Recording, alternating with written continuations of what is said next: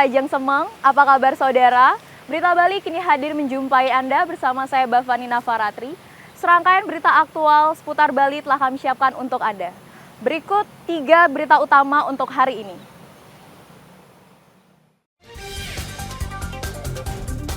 Mengawali masa kampanye yang berlangsung pada tanggal 26 September, Polres Karangasem menggelar deklarasi pemilu damai bersama 3 pasangan calon kepala daerah.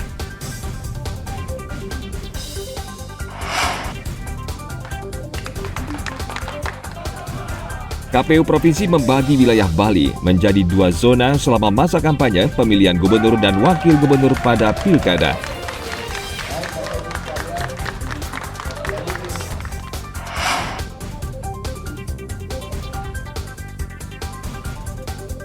Umat Hindu Bali merayakan Galungan dengan bersembahyang di pura.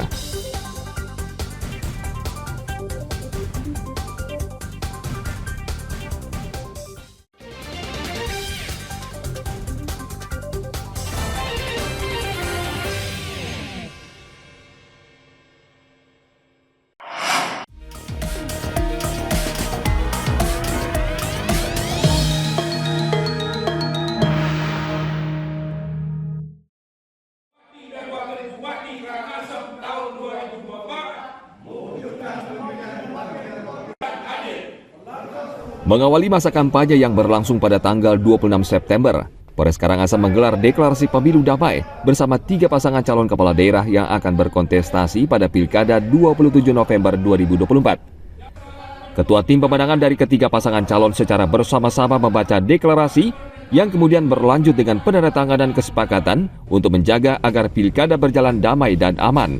Setelah deklarasi kampanye dan pemilu damai, para kontestan berdoa bersama dan berjanji akan mengedepankan kampanye yang edukatif dan menghindari kampanye hitam dan provokatif.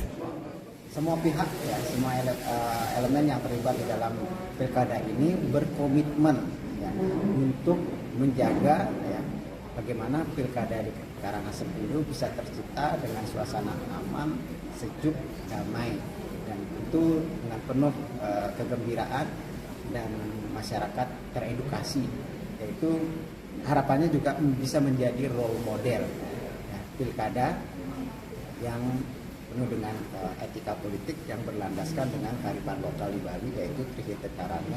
Kemudian juga spirit masyarakat Bali, yaitu segilik, seguluk, saluluk, saboyang tantu, paras paros, sarpunai, saling asang asih lapasuk.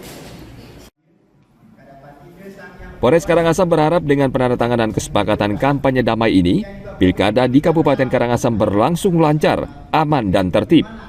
Untuk mengamankan para calon, Polres Karangasem juga telah menugaskan sejumlah personelnya sebagai security officer atau SO di masing-masing pasangan calon. Tim Liputan melaporkan dari Kabupaten Karangasem. Mungkin nanti dalam rapat ini ada beberapa hal yang memang kita akan bicara. Mohon maaf juga hari ini KPU Karangasem bersama tim pemenangan masing-masing pasangan calon akhirnya menyepakati pembatasan rekening dana kampanye maksimal sebesar 25 miliar rupiah. Kesepakatan ini dicapai melalui diskusi dan perdebatan panjang antara KPU dengan tim pemenangan dari masing-masing calon kepala daerah dalam rapat koordinasi pembatasan rekening dana kampanye di kantor KPU Karangasem. Ketua KPU Karangasem Iputu Dharma Budiasa mengatakan, tim masing-masing pasangan calon wajib melaporkan penggunaan dana kampanye tersebut secara bertahap sesuai yang diatur dalam peraturan KPU. Pelaporan meliputi laporan awal dana kampanye, laporan pemberi sumbangan dana kampanye, dan laporan penerimaan dan pengeluaran dana kampanye.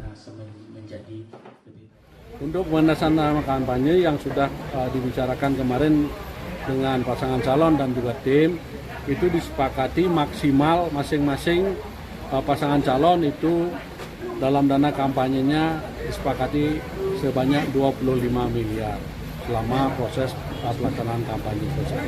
Itu pelaporannya Pak, setiap tahapnya berapa minggu sekali Pak? Kalau pelaporannya tanggal 24 ini mereka melaporkan laporan awal dulu dana kampanye. Setelah itu ada sesuai dengan jadwal, sudah ada di jadwal, saya lupa tanggalnya biar tidak salah.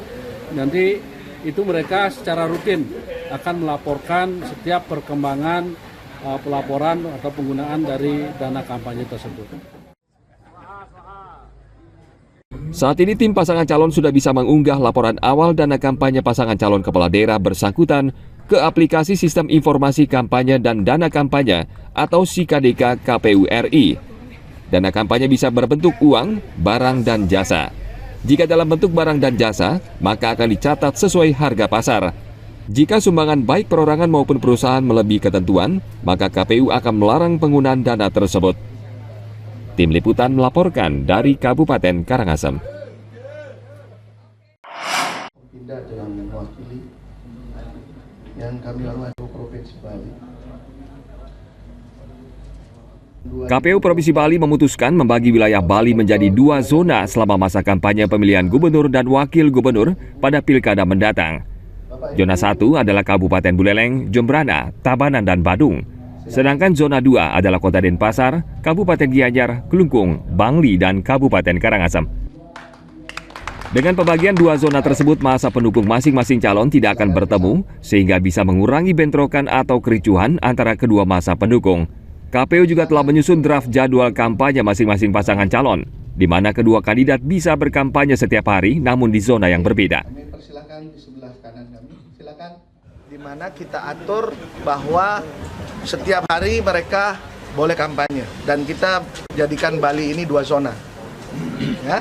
Zona 1 itu adalah Buleleng, Jembrana, Tabanan, dan Badung, 4 kabupaten.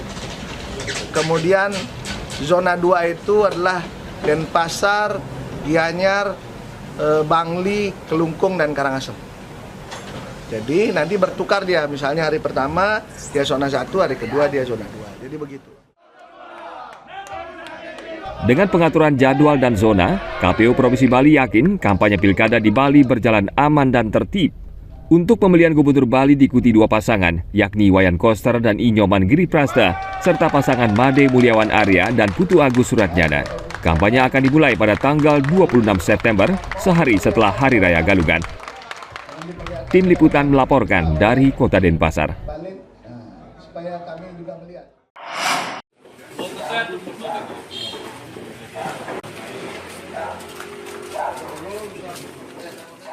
KPU Jembrana hari Rabu lalu mulai menerima logistik untuk pilkada serentak di Kabupaten Jembrana.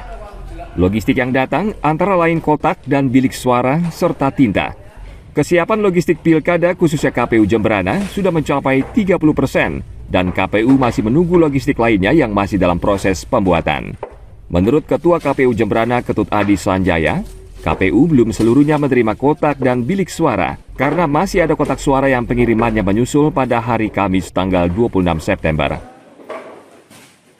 Hari ini kita menerima logistik untuk kotak suara dan juga bilik suara, di mana belum sepenuhnya semua kita terima. Jadi pengiriman pertama untuk kotak suaranya 979, kemudian bilik kita terima hari ini 860. Total semuanya bilik itu 4 kali 487. Kemudian kotak suaranya juga akan mengikuti 2 kali 487 karena gubernur dan bupati. Total keperluan bilik suara untuk Kabupaten Jembrana sekitar 1.900 buah dan kotak suara sekitar 970 buah. Sementara untuk penyetingan logistik, KPU Jembrana terpaksa masih harus menunggu beberapa logistik terlebih dahulu. KPU Jembrana berharap penyetingan bisa dilakukan lebih cepat agar proses distribusi ke tempat pemungutan suara juga lebih cepat. Tim Liputan melaporkan dari Kabupaten Jembrana.